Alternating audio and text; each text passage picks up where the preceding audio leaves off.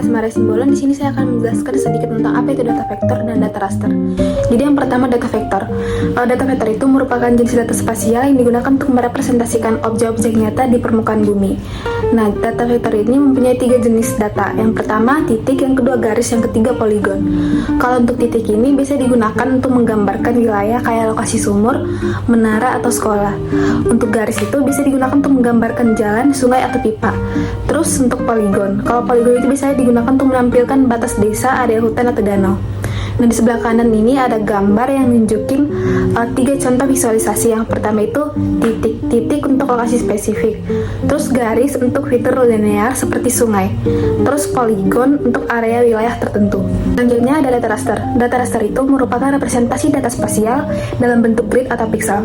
Jadi setiap piksel itu mempunyai nilai tertentu yang menggambarkan informasi pada lokasi tersebut, kayak nilai ketinggian, suhu, atau tutupan lahan. Nah, contoh penggunaan data raster itu yang pertama ada citra satelit. Citra satelit itu digunakan untuk menangkap gambar permukaan bumi dari luar angkasa. Terus ada peta ketinggian atau DEM, yaitu Digital Elevation Model. Nah, peta ketinggian ini bisa digunakan untuk elevasi atau topografi suatu wilayah. Terus yang ketiga ada peta suhu permukaan tanah. Nah, kalau peta suhu ini untuk memberikan informasi tentang distribusi suhu. Terus pada gambar di sebelah kiri ini kita bisa melihat 3 contoh piksel.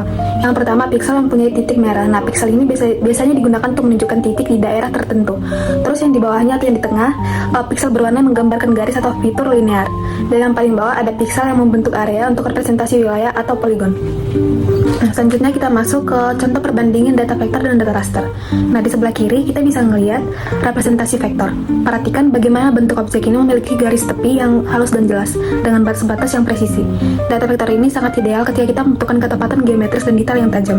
Terus di sebelah kanan itu ada representasi raster. Nah, pada objek yang sama ditampilkan dalam bentuk piksel-piksel kecil berwarna. Semakin kita zoom in, semakin terlihat piksel-pikselnya. Nah, data raster ini cocok untuk analisis yang melibatkan data kontinu seperti citra satelit atau data elevasi. Halo, saya Avalinga Zira dan saya akan menjelaskan tentang jenis data spasial, yaitu data vektor dan data raster. Yang pertama, kita bahas tentang data vektor. Data vektor ini dibedakan berdasarkan bentuk geometris yang mempresentasikan objek di permukaan bumi.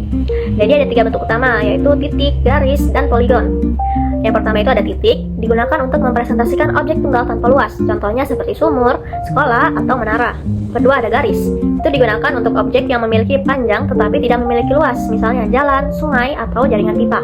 Sedangkan poligon itu untuk menggambarkan objek yang memiliki luas dan batas yang jelas, seperti hutan, desa, danau, ataupun sawah. Selanjutnya adalah data raster. Berbeda dengan vektor, jadi data raster ini dipresentasikan dalam bentuk grid atau kisi-kisi piksel. Setiap piksel memiliki nilai digital tertentu yang menggambarkan fenomena di lokasi tersebut. Data raster dibedakan menjadi 2 jenis, yaitu raster diskrit dan raster kontinu. Raster diskrit itu menunjukkan kategori atau kelas tertentu. Misalnya, jenis tutupan lahan, penggunaan lahan, atau vegetasi. Nilainya berupa kategori yang berbeda antar piksel.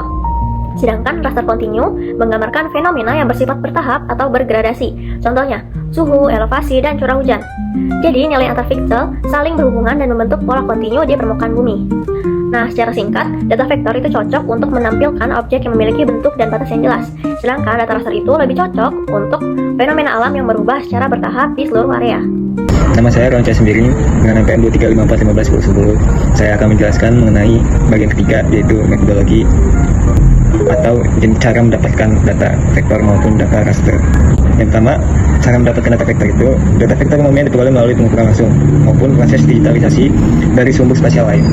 Nah, beberapa cara umumnya itu yaitu survei lapangan yang pertama, lalu digitalisasi per analog, lalu ekstraksi dan citra satelit atau foto udara, dan yang terakhir, unduhan dari batas data geospasial.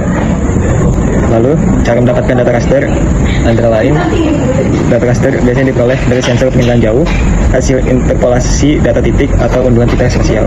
Nah, beberapa caranya antara lain itu yang pertama peninggalan jauh atau remote sensing, lalu pemetaan DEM, digitalisasi elevation model, lalu interpolasi data titik, dan yang terakhir unduhan dari portal geospasial.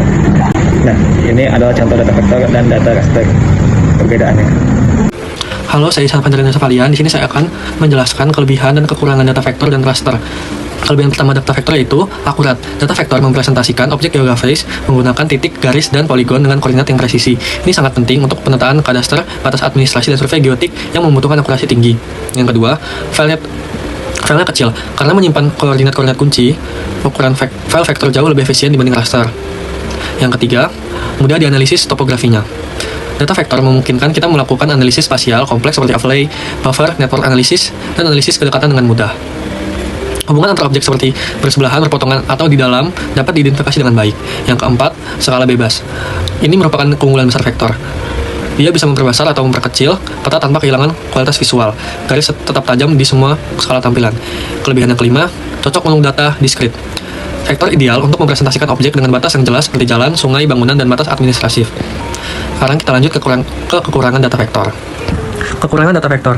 Yang pertama, tidak cocok untuk data kontinu. Vektor sulit mempresentasikan fenomena yang berubah secara gradual seperti suhu, elevasi, atau curah hujan.